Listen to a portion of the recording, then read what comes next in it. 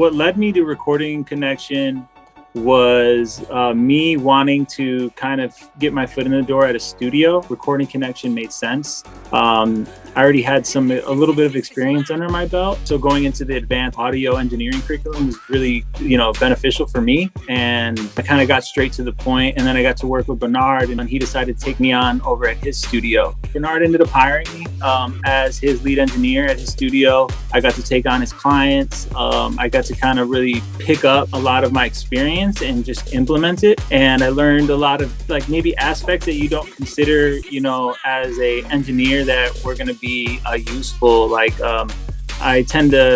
My workflow kind of developed from an engineer and recording engineer to more of a more hands-on, and a lot of times I'll be working directly with clients. And so that was really helpful to kind of learn through Bernard and how to interact with your customers. And so that was a big piece of me kind of getting really enthusiastic about engineering, because I really went there, as a capable engineer, but really wanting to produce mostly. And for me, engineering was how I really connected with artists.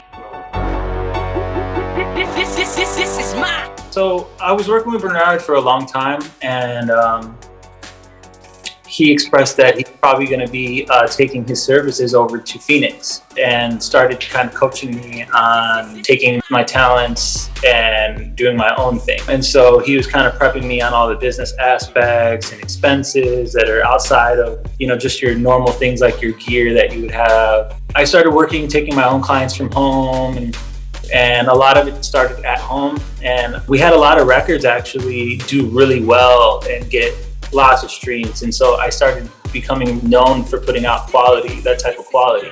A lot of the records just instantly started doing really well.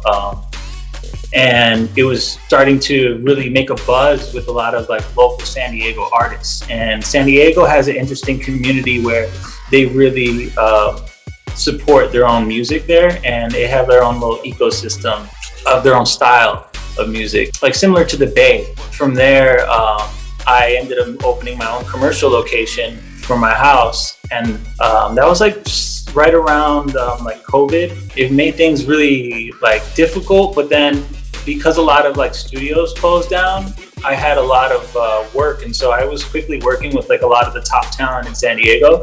And I decided that as much as I love San Diego, that it's time for me to kind of expand and try some other things, and see what else I can do in the Los Angeles area. It's 1000% your job.